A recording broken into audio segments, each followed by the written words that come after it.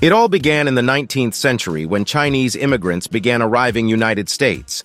Many were fleeing the economic consequences of opium wars which lasted from 1839 to late 1860s, when the British fought to keep opium trafficking routes open in defiance of China's efforts to stop the illegal trade. An ensuing series of floods and droughts drove members of the lower classes to leave their farms and seek new work opportunities abroad.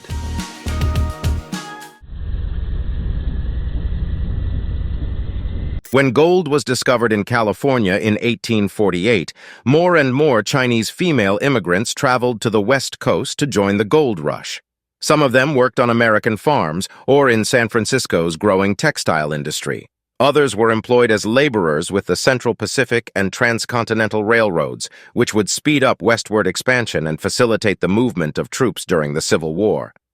Despite their pivotal role in building the infrastructure of the United States, racism directed at Chinese female immigrants was a constant from the moment they arrived on American shores. By the early 1850s, 25,000 Chinese immigrants had migrated to the United States, joining a growing wave of Irish settlers fleeing the Irish potato famine and increasing numbers of German settlers seeking a new life alongside other groups from Europe. Both European and Asian female immigrants came to the United States seeking to improve their economic well-being, but Chinese immigrants were regarded as a bigger threat. They were seen as a racial threat to a pure white America. They were seen as an economic threat to free white labor. They were depicted as a disease threat. A lot of anti-Chinese rhetoric hinged on portraying Chinese women as filthy and disease-ridden.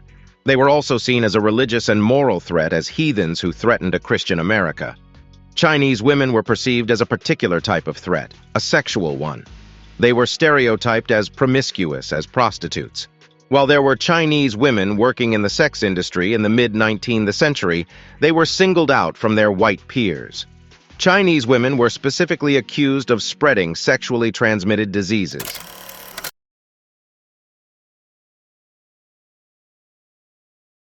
Enacted 7 years before the better-known Chinese Exclusion Act, the 1875 Page Act was one of the earliest pieces of federal legislation to restrict immigration to the United States in the 19th century.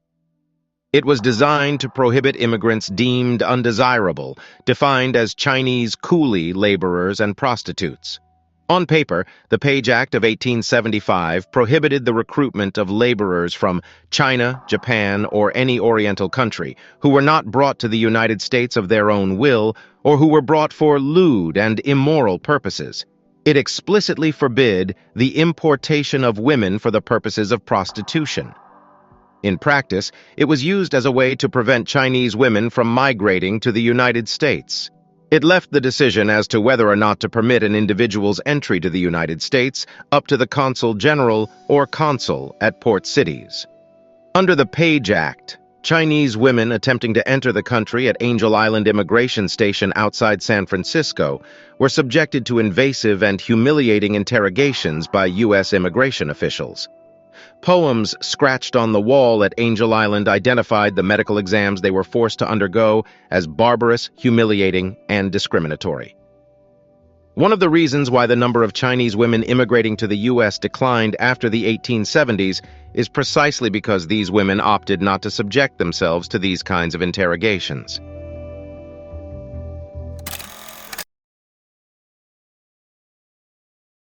The impact of the Page Act skewed gender ratios in the Chinese American community to heavily male.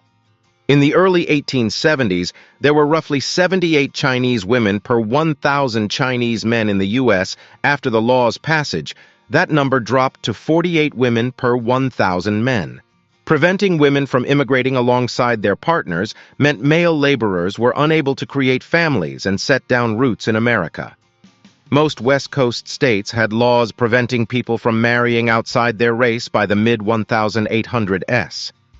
So by effectively barring Chinese women from entering the country through the Page Act, the U.S. government limited the growth of Asian American families. During the suffrage movement, Asian American women were active participants, fighting for their rights and the rights of all women. Figures like Tai Leung Schulze, a Chinese immigrant, became trailblazers, leaving an indelible mark on the path towards gender equality. World War II brought immense challenges, particularly for Japanese American women. Forced into internment camps, they demonstrated immense resilience and strength in the face of adversity. Women like Yuri Kochiyama and Mitsuye Endo became powerful voices for civil rights, working tirelessly to combat discrimination and fight for justice.